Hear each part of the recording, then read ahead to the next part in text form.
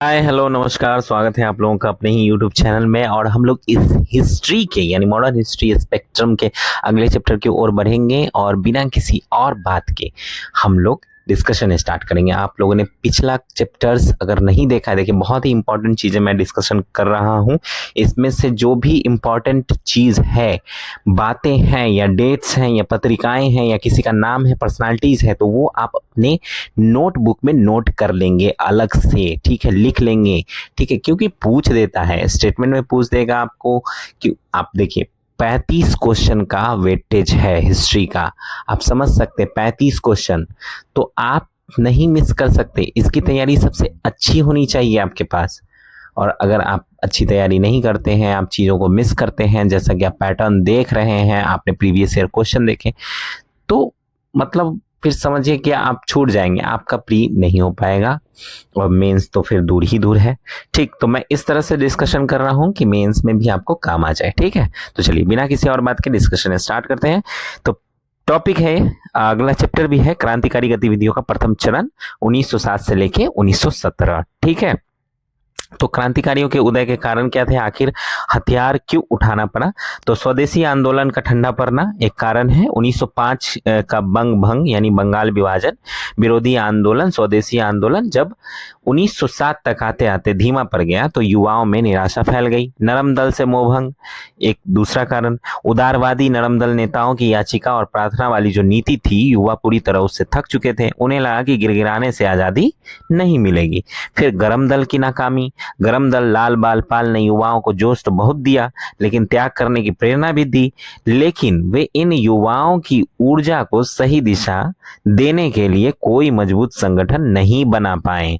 तो अंतिम निष्कर्ष क्या रहा? निराश होकर युवाओं ने यह मान लिया कि अगर ब्रिटिश हुकूमत को उखाड़ फेंकना है तो हिंसा का रास्ता यानी वायलेंट मेथड्स अपनाना ही पड़ेगा। समझ गए? चलिए क्रांतिकारियों का मुख्य एजेंडा और तरीका। अब जो क्रांतिकारी बने, अब उनका मुख्य एजेंडा क्या था और तरीका क्या था, उसके बारे में बात करेंगे। तो क्रांतिकारी रूस के निहिलिस्टों, ठीक है, और आयरलैंड के क्रांतिकारियों से प्रेरित थे। उनका मानना था कि अंग्रेज अजय यानी जिन्हें हराया ना जा सके नहीं है। उनके मुख्य तरीके ये थे। पहला तरीका, यूरोपीय अधिकारियों की हत्या, क्रूर ब्रिटिश अफसरों को मारकर उनके मन में डर पैदा करना और उनका मनोबल तोड़ना, भारतीयों का डर भगाना, जो भारतीय लोग हैं उनका डर भगाना, अपने साहसिक कारनामों से आम भारतीयों के दिल में अंग्रेजों का खौफ जो है उसको निकालना। तीसरा कारण था क्रांतिकारी डकैती एक्शन, ठीक है, अपनी गतिविधियों और हथियार खरीदने के लिए, धन इकट्ठा करने के लिए सरकारी खजाने या अंग्रेजों के मददगारों के घर डकैती डालना। चौथा कारण था मातृभूमि भूमि की रक्षा। वे मानते थे कि अंग्रेज भारत की संस्कृति, सभ्यता, धर्म, नैतिक मूल्यों को नष्ट कर रहे हैं, इसलिए उन्हें भगाना ही एकमात्र लक्ष्य है। समझ गए जी? क्षेत्रवार प्रमुख गतिविधियां क्या क्या हुई? तो यह आंदोलन मुख्य रूप से दो बड़े गढ़ों में फैला, एक तो बंगाल में, दूसरा महाराष्ट्र में। गढ़ एक यानी बंगाल में क्रांतिकारी आंदोलन। बंगाल में क्रांतिकारी आंदोलन की शुरुआत उच्च शिक्षित समाज यानी भद्रलोक समाज से हुई। पहला समिति बनता है अनुशीलन समिति 1902 में। देखिए अब जैसे ही आ गया कि अनुशीलन समिति बना, कब? 1902 में। आपको एकदम ये जो है नोट कर लेना है। दूसरी बात क्या नोट करनी है? ये बंगाल का पहला गुप्त क्रांतिकारी संगठन था, ये नोट कर लेना है। स्थापना 1902 मिदनापुर में ज्ञानेंद्र बसु और कलकत्ता, ये कोलकाता में प्रथम नाथ मित्रा ने की थी, पी मित्रा ने। तो की कौन कौन थे इसके फाउंडर, वो भी आपको नोट कर लेना है। समझ गए? और प्रमुख सदस्य में कौन कौन थे? जतिननाथ बनर्जी, बरिंद्रनाथ घोष, बरिंद्र कुमार घोष। शुरुआत में केवल शारीरिक और नैतिक ट्रेनिंग की तक ही सीमित रहा और 1908 तक आते आते ये कमजोर पड़ गया। ठीक है, दूसरा जो था वो क्या था गतिविधियों में? वो था युगांतर और संध्या पत्रिका के माध्यम से मतलब क्रांतिकारी विचारों को फैलाना। ठीक है, तो युगांतर और संध्या पत्रिका 1906 में बरिंद्र कुमार घोष और भूपेंद्र दत्त, स्वामी विवेकानंद के भाई। तो आप लोग बताइए कमेंट में कि स्वामी विवेकानंद का असली नाम क्या था। ठीक है, इन्होंने युगांतर नामक साप्ताहिक पत्र शुरू किया। इतना आप लिखेंगे। युगांतर साप्ताहिक पत्र था, इसको शुरू करने वाले थे बरिंद्र कुमार घोष और भूपेंद्र दत्त। ठीक है, भूपेंद्र नाथ दत्त। कब? 1906 में। ये आप नोट करेंगे, नोट नहीं करेंगे और आप रिवीजन नहीं करेंगे एग्जाम से पहले तो फिर मुश्किल हो जाएगी, आप फिर ध्यान में नहीं आएगा। प्रैक्टिस जो हम क्वेश्चन करेंगे उसमें अगर आपको ये सब चीजें नहीं ध्यान में आती है तो फिर कोई फायदा नहीं। ठीक है, और जो मॉक टेस्ट हमने कंडक्ट किया ना, जो 75 क्वेश्चन का, वो जरूर दें आप। देखिए, मॉक कभी भी मत छोड़िए। मॉक इसलिए दिया जाता है कि अगर आपकी कमी भी है ना कहीं किसी क्षेत्र में तो वो पूरा हो जाएगा, उससे वो स्ट्रांग हो जाएगा। ठीक है, तो मॉक टेस्ट जरूर दीजिए। आपकी तैयारी का वो पैमाना है मापने का कि आप कितने सही रास्ते पे चल रहे हैं। समझ गए? चलिए, तो इनसे जो है क्रांतिकारी विचारों को फैलाने में सबसे बड़ी भूमिका निभाई। ठीक है, इसने युगांतर नामक साप्ताहिक पत्रिका। और जब बारिशाल में पुलिस ने भारतीयों पर लाठियां बरसाई तो युगांतर ने लिखा, समस्या का समाधान खुद जनता को करना होगा। भारत के 30 करोड़ लोगों के दमन को रोकने के लिए 60 करोड़ हाथ उठने चाहिए। ताकत को ताकत से ही रोका जा सकता है। ये युगांतर पत्रिका में छपा था।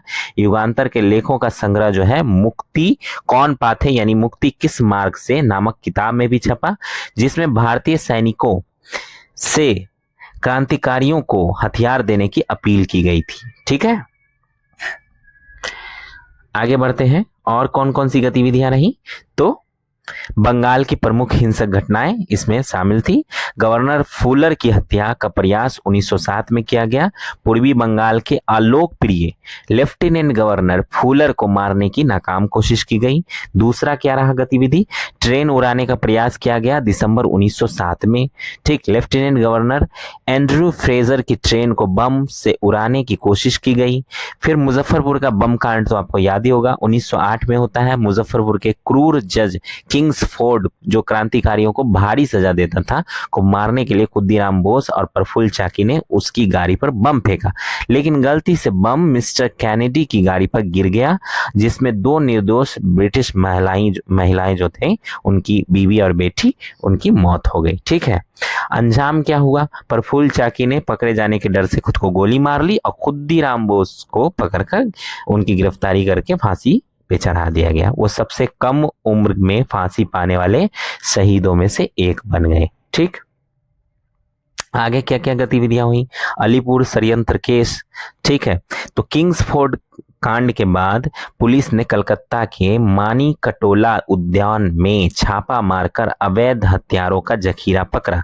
अरविंद घोष व बरिंद्र घोष सहित 34 लोगों को गिरफ्तार किया और इसी को अलीपुर षड्यंत्र केस कहा गया। ठीक है, तो इस केस के दौरान क्रांतिकारियों का खौफ देखिए, उन्होंने जेल के अंदर ही सरकारी गवाह नरेंद्र गोसाई को गोली मारकर हत्या कर दी। इसके बाद कलकत्ता हाई कोर्ट में सरकारी अभियोजक, प्रोसिक्यूटर और डिप्टी सुपरिटेंडेंट ऑफ पुलिस को भी क्रांतिकारियों ने सरेआम गोली मार दी। ढाका में पुलीन दास के नेतृत्व में अनुशीलन समिति ने 12 में एक बड़ी राजनीतिक डकैती डाली। ठीक है, अब इसका गढ़, दूसरा गढ़ महाराष्ट्र, यहाँ कौन कौन सी गतिविधियां हुई उसके बारे में बात करेंगे। ठीक है, तो महाराष्ट्र में क्रांतिकारी आंदोलन 1918 की राजद्रोह समिति रिवॉल्ट सेडिशन कमेटी की रिपोर्ट के अनुसार भारत में क्रांतिकारी गतिविधियों की वास्तविक शुरुआत सबसे पहले महाराष्ट्र की धरती पर ही हुई थी। कैसे होती है? पहला है वासुदेव बलवंत फड़के। इन्होंने 1879 में भारत में सशस्त्र विद्रोह का जनक माना जाता है इनको। इन्होंने जो है रामोशी कृषक दल बनाया था। उनका प्लान था कि संचार व्यवस्था यानी तार और डाक को ठप कर दिया जाए और अंग्रेजों को देश से खदेड़ दिया जाए। धन के लिए उन्होंने कई सरकारी डकैतियां डाली, लेकिन 1890 तक सरकार ने उनको उनके द्वारा जो किए गए ये कार्य है उसको बेरहमी से कुचल दिया। ठीक, चलिए आगे है चापेकर बंधु 1897। बाल गंगाधर तिलक ने महाराष्ट्र में राष्ट्रवाद जगाने के लिए गणपति और शिवाजी उत्सव शुरू किए और केसरी व मराठा अखबार लिखे थे।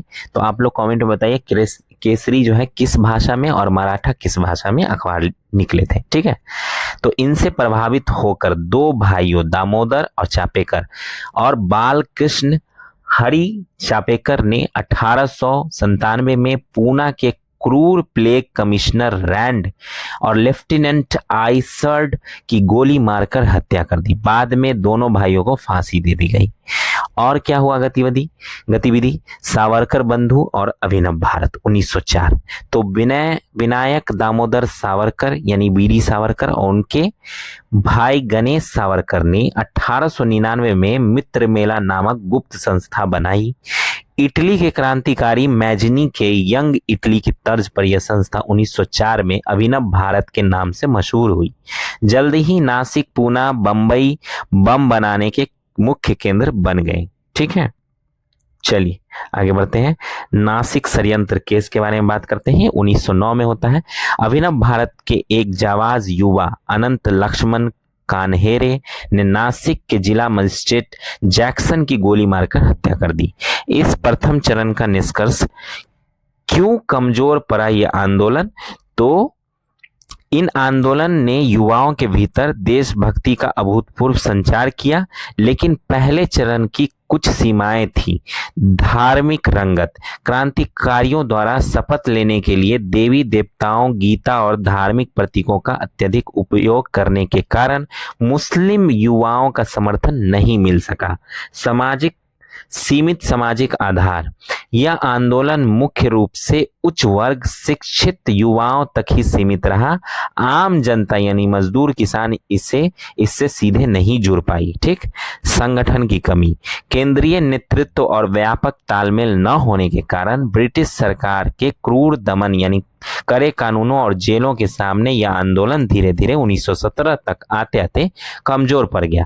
इस आंदोलन का जो दूसरा चरण 1920 के दशक में असहयोग आंदोलन की विफलता के बाद भगत सिंह, चंद्रशेखर आजाद और सुरेश सेन के नेतृत्व में दोबारा शुरू हुआ।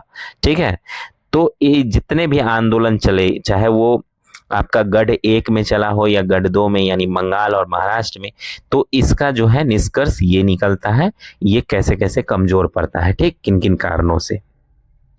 चलिए आगे बढ़ते हैं। पंजाब में क्रांतिकारी आंदोलन। तो पंजाब में क्रांतिकारियों के उठ खड़े होने के पीछे कई कारण थे। लगातार 2 बार अकाल पड़ने के बावजूद ब्रिटिश सरकार ने जमीन पर टैक्स यानी भू राजस्व और सिंचाई कर जो है बहुत ज्यादा बढ़ा दिया था। साथ ही जमींदारों द्वारा जबरन बेगार प्रथा यानी बिना पैसे दिए काम कराना जो है कराई जा रही थी। बंगाल की क्रांतिकारी घटनाओं ने भी यहाँ के युवाओं को जोश से भर दिया। प्रमुख नेता और संगठन, लाला लाजपत राय, इन्होंने अपने अखबार पंजाबी के माध्यम से पंजाब के लोगों को प्रेरित किया कि किसी भी स्थिति में अंग्रेजों के जुल्म को न सहे और खुद के प्रयासों से उसका डटकर विरोध करें। अजीत सिंह, भगत सिंह के चाचा, इन्होंने लाहौर में अंजुमन ए मुहिबन ए वतन नाम की एक गुप्त क्रांतिकारी समिति बनाई और भारत माता नामक अखबार निकाला। ठीक है, ये सब चीजें आप नोट करेंगे। पंजाबी अखबार किसने निकाला, ठीक, क्या उद्देश्य था, उसमें क्या लिखा गया, अजीत सिंह ने कौन सा अखबार निकाला, भारत माता। ठीक है, तो अजीत सिंह ने इस अखबार और कौन से समिति का, क्रांतिकारी गुप्त समिति का गठन किया, ये भी आप नोट कर लेंगे। ठीक है, तो अखबार में तीखे लेख लिखकर युवाओं को विद्रोह के लिए ललकारा। नहर आंदोलन, शुरुआत में अजीत सिंह और उनके साथियों ने चिनाव और बारी दोआब के इलाकों में नहर के पानी पर लगे भारी टैक्स के खिलाफ किसानों का आंदोलन चलाया, लेकिन बाद में वो पूरी तरह सशस्त्र क्रांति की ओर मुड़ गए। अन्य सहयोगी आगा हैदर, सैयद हैदर रजा, भाई परमानंद और मशहूर उर्दू कवि लालचंद फलक ने भी पंजाब में इस लहर को फैलाया। समझ गए? तो ये कुछ मुस्लिम लोग भी थे जो क्रांतिकारी गतिविधि में शामिल थे। ठीक, अंग्रेजों का दमन आगे देखते हैं। जैसे ही आंदोलन बढ़ा, सरकार घबरा गई। मई 1907 में एक बड़ा कानून बनाकर राजनीतिक सभाओं और समितियों पर बैन लगा दिया गया। लाला लाजपत राय को गिरफ्तार कर लिया गया, जेल भेज दिया गया और अजीत सिंह को देश से निकाल दिया गया, देश निर्वासन दिया गया। अजीत सिंह देश छोड़कर फ्रांस चले गए, लेकिन वहां से भी उन्होंने अपने साथियों सूफी अम्बा प्रसाद और भाई परमानंद और लाला हरदयाल के साथ मिलकर अपनी क्रांतिकारी गतिविधियों को जारी रखा। ठीक, आगे बढ़ते हैं दिल्ली। अब चलते हैं दिल्ली, ठीक है। बंगाल, महाराष्ट्र, पंजाब घुमाए, अब दिल्ली चलते हैं। तो दिल्ली वायसराय पर बम हमला हुआ, दिल्ली षड्यंत्र केस 1912। ठीक, तो दिल्ली में क्रांतिकारियों ने सीधे ब्रिटिश हुकूमत के सबसे बड़े चेहरे पर वार किया। घटना हुई 23 दिसंबर 1912 को, जब भारत की राजधानी को कलकत्ता से दिल्ली हस्तांतरित किया जा रहा था। तब नए वायसराय लॉर्ड हार्डिंग के काफिले यानी जुलूस पर दिल्ली के चांदनी चौक में बम फेंका गया। इस हमले में हार्डिंग के कई नौकर मारे गए और हार्डिंग खुद जो है वो बुरी तरह घायल हो गया। मास्टरमाइंड कौन था इस पूरे धमाके? इस पूरे धमाके के पीछे रास बिहारी बोस और सचिन सान्याल का दिमाग था। नतीजा क्या हुआ? घटना के बाद पुलिस ने ताबड़तोड़ छापेमारी की, 13 लोगों को गिरफ्तार किया। इसमें मास्टर अमीर चंद, अवध बिहारी, दीनानाथ, सुल्तान चंद, हनुमंत सहाय, बसंत कुमार, बाल मुकुंद और बलराज शामिल थे। इन सब पर दिल्ली षड्यंत्र केस यानी दिल्ली कॉन्स्पिरेसी केस के नाम से मुकदमा चला। इनमें से मुख्य क्रांतिकारियों को फांसी दे दी गई और बाकी को देश निकाला दे दिया गया। रास बिहारी बोस चालाकी से पुलिस को चकमा देकर जापान भाग गए। ठीक, चलिए आगे बढ़ते हैं। विदेशों में भारतीय क्रांतिकारियों का हलचल। ठीक, तो भारतीय क्रांतिकारियों को समझ आ गया था कि भारत के बाहर रहकर अंग्रेजों के खिलाफ अंतर्राष्ट्रीय समर्थन और हथियार जुटाना आसान है। इसीलिए उन्होंने विदेशों में कई केंद्र बनाए। पहला केंद्र था इंग्लैंड। ठीक, इंडिया हाउस वहां बना। तो 1905 में श्यामाजी कृष्णा वर्मा ने लंदन में भारत स्वशासन समिति बनाई, जिसे पूरी दुनिया इंडिया हाउस के नाम से जानती थी।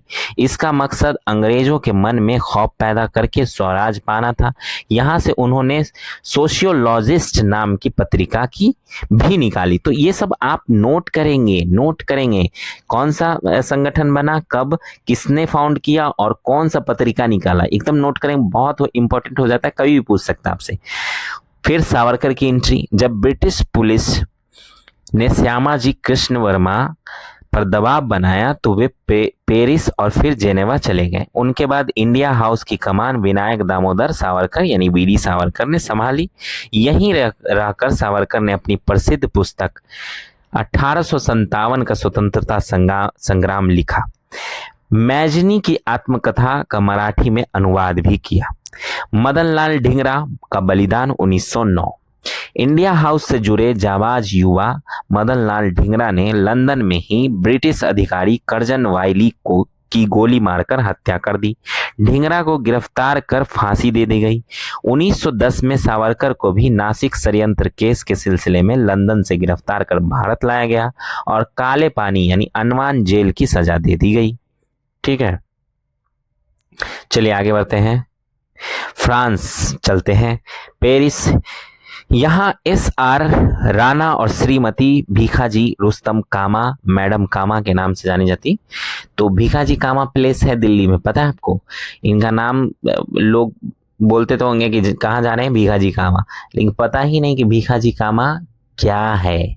ठीक ना, तो ये एक स्वतंत्रता सेनानी थी। ठीक, मैडम कामा, भीखाजी रुस्तम कामा नाम था इनका।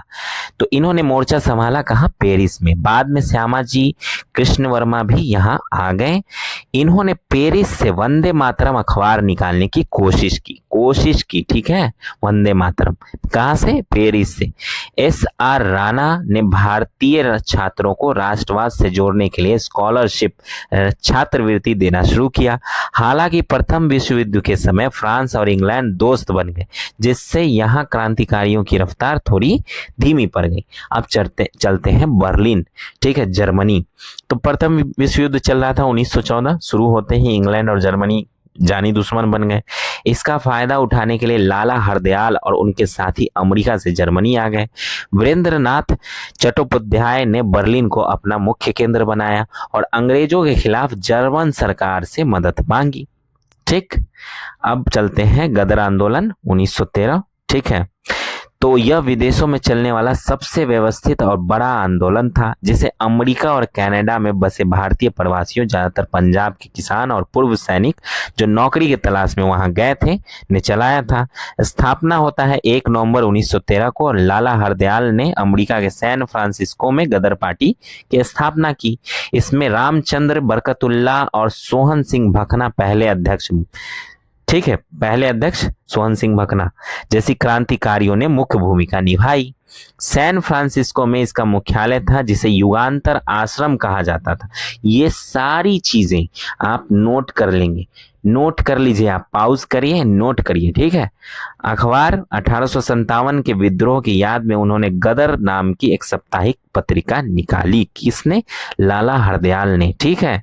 आंदोलन का मकसद क्या था? अंग्रेज अधिकारियों की हत्या करना, क्रांतिकारी और साम्राज्यवाद विरोधी साहित्य छपवा कर बांटना, विदेशों में तैनात भारतीय सैनिकों से संपर्क कर उनके अंदर अंग्रेजों के खिलाफ बगावत की भावना को जगाना, हथियार खरीदकर भारत भेजना और सभी ब्रिटिश उपनिवेशों में एक साथ विद्रोह शुरू करना। समझ गए? चलिए आगे बढ़ते हैं। कामागाटा मारू प्रकरण जो घटना है, इंसिडेंट है, उसके बारे में बात करेंगे। 1914 में होती है घटना। यह एक ऐसी दर्दनाक घटना थी जिसने कनाडा और भारत में आग लगा दी थी। तो घटना जो है, पंजाब के क्रांतिकारी बाबा गुरदीत सिंह ने एक जापानी समुद्री जहाज कामागाटा मारू को किराए पर लिया। वे सिंगापुर से 351 पंजाबी सिखों और 21 मुसलमानों को लेकर कनाडा के वैंकूवर शहर के लिए रवाना हुए। उनका मकसद था कि यहाँ से लोग वहां जाकर आजादी की जिंदगी जिए और बाद में भारत के स्वतंत्रता संग्राम में मदद करें। धोखा क्या हुआ? जब जहाज कनाडा पहुंचा तो कनाडाई सरकार ने अंग्रेजों के इशारे पर यात्रियों को बंदरगाह पर उतरने से जो है ना मना कर दिया, अनुमति नहीं दी। तो 2 महीने तक जहाज समुद्र में फंसा रहा। फिर भारी कड़ाके और भूख प्यास के बीच जहाज को वापस भारत लौटने पर मजबूर होना पड़ा। बजबज घाट पर खूनी संघर्ष। 27 सितंबर 1914 को जहाज कलकत्ता के बजबज बंदरगाह पहुंचा। यात्रियों को लग रहा था कि ब्रिटिश सरकार के कारण ही उनके साथ ऐसा हुआ। पुलिस ने आते ही बाबा गुरदीत सिंह को गिरफ्तार करना चाहा, लेकिन वो बच निकले। जब पुलिस ने बाकी यात्रियों को जबरन पंजाब जाने वाली ट्रेन में ठूसने की कोशिश की तो यात्रियों ने मना कर दिया। दोनों पक्षों में झड़प हो गई और पुलिस की गोलीबारी में 22 बेकसूर यात्री मारे गए, बाकी को जेल भेज दिया गया। ठीक है, आगे बढ़ते हैं। 1915 का सशस्त्र विद्रोह और उसकी विफलता। तो कामागाटू मारू की घटना और प्रथम विश्व युद्ध की शुरुआत से गदर पार्टी का नेता भड़क गए। उन्होंने सोचा कि अंग्रेज युद्ध में फंसे हैं, यही हमला करने का सही मौका है। योजना क्या थी? उन्होंने विदेशों से हजारों भारतीयों को भारत भेजा। सेना की कई भारतीय रेजिमेंटों बटालियन को विद्रोह के लिए तैयार कर लिया गया। 21 फरवरी 1915 को फिरोजपुर, लाहौर और रावलपिंडी में एक साथ सशस्त्र सैन्य विद्रोह की तारीख तय की गई। गद्दारी और दमन। दुर्भाग्य से कृपाल सिंह नाम के एक मुखबिर सीक्रेट एजेंट ने अंग्रेजों को इस योजना की भनक दे दी। सरकार ने तुरंत भारत रक्षा अधिनियम 1915 डिफेंस ऑफ इंडिया एक्ट लागू कर दिया। अंजाम क्या हुआ कि विद्रोही सैनिकों की रेजिमेंटों को भंग कर दिया गया, नेताओं को पकड़ लिया गया। 45 क्रांतिकारियों को सरेआम फांसी दे दी गई। ठीक है, यानी चौराहे पे लटका दिया गया, जिनमें करतार सिंह सराभा भी शामिल थे। सचिन सान्याल को काले पानी भेज दिया गया और रास बिहारी बोस अपनी जान बचाकर जापान भाग गए। गदर आंदोलन का मूल्यांकन अब करेंगे आगे। ठीक है, तो विफलता के कारण क्या रहे? तैयारी की कमी। गदर पार्टी को अंदाजा नहीं था कि विश्व युद्ध इतनी जल्दी शुरू हो जाएगा। उन्होंने अपने संगठन और हथियारों का सही आकलन किए बिना जल्दबाजी में विद्रोह का बिगुल फूंक दिया। आम जनता से दूरी।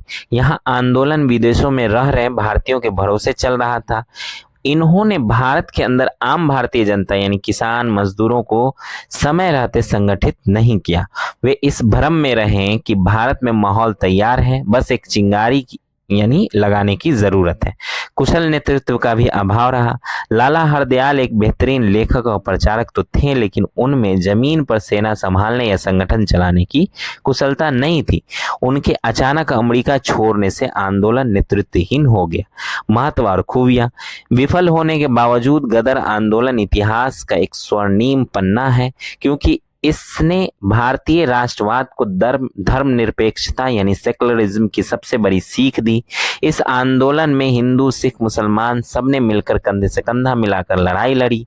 धर्म उनके आरे नहीं आया। इस आंदोलन ने ब्रिटिश साम्राज्य की नींव को हिलाकर रख दिया था। महान नायकों के ऐतिहासिक विचार के बारे में भी जान लेते हैं। तो क्रांतिकारियों का उद्देश्य आतंकवाद फैलाना नहीं बल्कि क्रांति करना है, और क्रांति का अंतिम उद्देश्य भारत में एक राष्ट्रीय सरकार की स्थापना करना है। किनके द्वारा कहा गया? सुभाष चंद्र बोस। आप लोगों ने देखा नहीं कि इन क्रांतिकारियों, जिन्हें अंग्रेज आतंकवादी कहते थे, ने भारत का इतिहास अपने खून से लिखा है। महात्मा गांधी ने कहा, एक अमीर या सम्भ्रांत व्यक्ति की तरह तो नहीं, लेकिन एक गरीब की तरह मैं अपनी मातृभूमि को कुछ दे तो नहीं सकता, परंतु मेरा रक्त भारत माँ की मुक्ति की वेदी पर अवश्य चढ़ाया जा सकता है।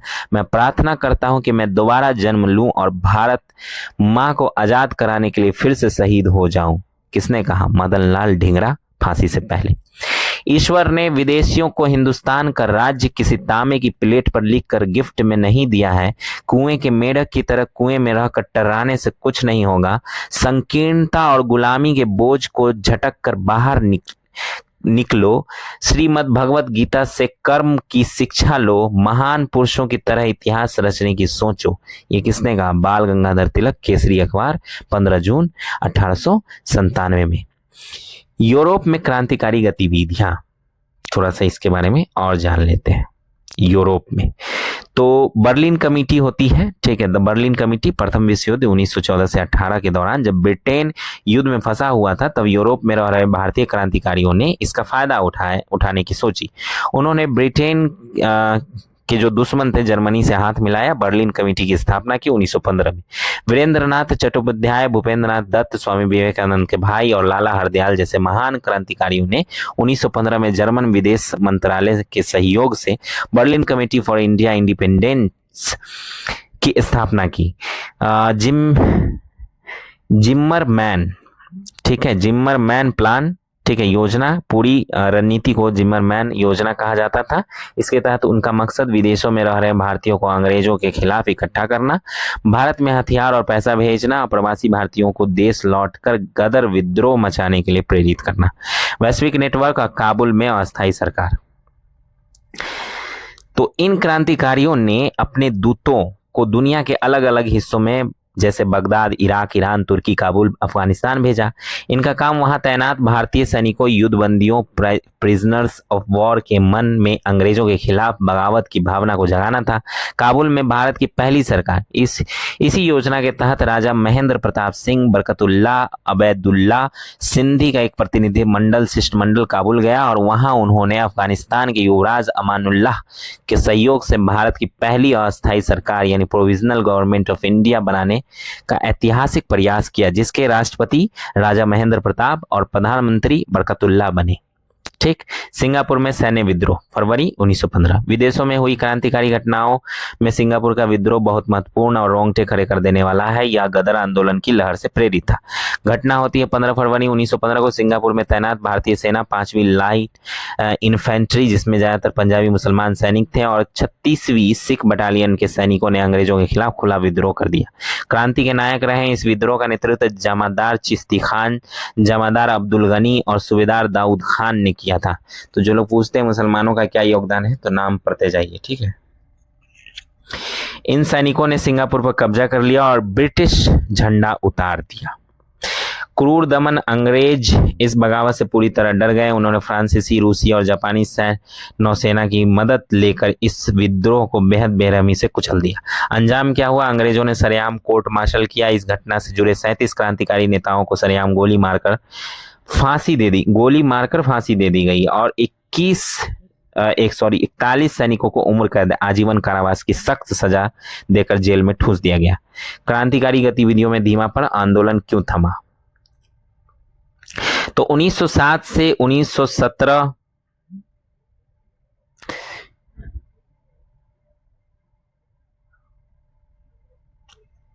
ये रहा। हाँ, तो 1907 से 1917 के बीच भारत में क्रांतिकारी गतिविधियों के दो सबसे बड़े गढ़ थे, पंजाब और बंगाल। बंगाल की आखिरी हलचलें रोड्डा फर्म डकैती अगस्त 1914 में। कलकत्ता की एक मशहूर हथियार कंपनी रोड्डा फर्म के कुछ भारतीय कर्मचारियों की सहानुभूति क्रांतिकारियों के साथ थी। उनकी मदद से क्रांतिकारियों ने इस फर्म को लूट लिया। 50 माउजर पिस्तौलें तथा करीब 46,000 राउंड गोलियां लेकर गायब हो गए। इन हथियारों से बंगाल में कई क्रांतियों को जो है अंजाम दिया गया। बाघा जतीन का बलिदान। सितंबर 1915 बंगाल के एक महान क्रांतिकारी थे जतिन मुखर्जी, जिन्हें लोग बाघा जतिन कहते थे। उनके नेतृत्व में रेल पटरियां उखाड़ने, फोर्ट विलियम किले को घेरने, जर्मनी से आने वाले हथियारों को बांटने का प्लान था, लेकिन कमजोर संगठन और सही तालमेल न होने से योजनाएं लीक हो गई। सितंबर 1915 में उड़ीसा के बालासोर के तट पर पुलिस के साथ आमने सामने की भीषण लड़ाई में बाघा जतिन लड़ते हुए देश के लिए शहीद हो गए। इनकी जयंती कोई नहीं मनाता, मनाना चाहिए। खैर, क्रांतिकारी आंदोलन के धीमे पड़ने के मुख्य कारण।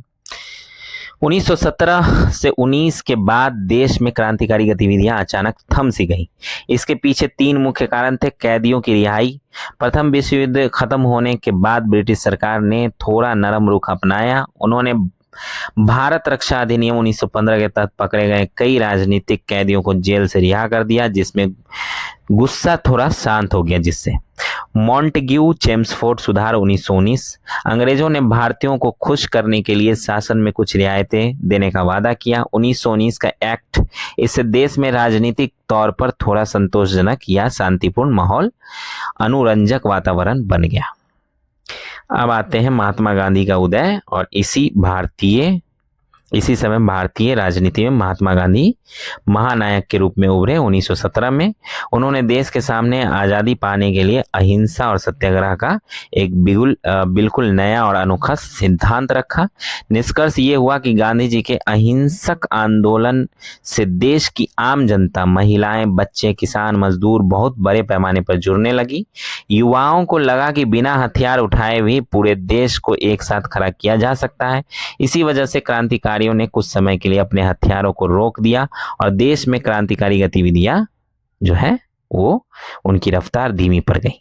तो ये था हमारा अगला चैप्टर, जो अभी हम लोगों ने बात किया कि कैसे हम 1907 से 1917 तक आते हैं, फिर 1919 में कैसे ये चीज़ें जो है धीमी पड़ जाती है, 1917 में कैसे फिर महात्मा गांधी जो है वो उभर के आते हैं एक बड़े नेता के तौर पे। तो इनकी पूरी एक एरा है महात्मा गांधी का, उसके बिना तो हिस्ट्री कंप्लीट नहीं होती, वो हम बात करेंगे अगले चैप्टर में। हम और भी चीज़ें बात करेंगे, ठीक है, और गांधी एरा के बारे में उसके आगे बात करेंगे। तो ये रहा डिस्कशन, ठीक। आप लोग इसको देखिए, समझिए, जो चीज़ें इंपॉर्टेंट है उसको नोट जरूर कर लीजिए, और जब इस पे मॉक टेस्ट हो तो उसको अटेम्प्ट जरूर कीजिए, ठीक है। मिलते हैं अगली वीडियो में, तब तक के लिए धन्यवाद।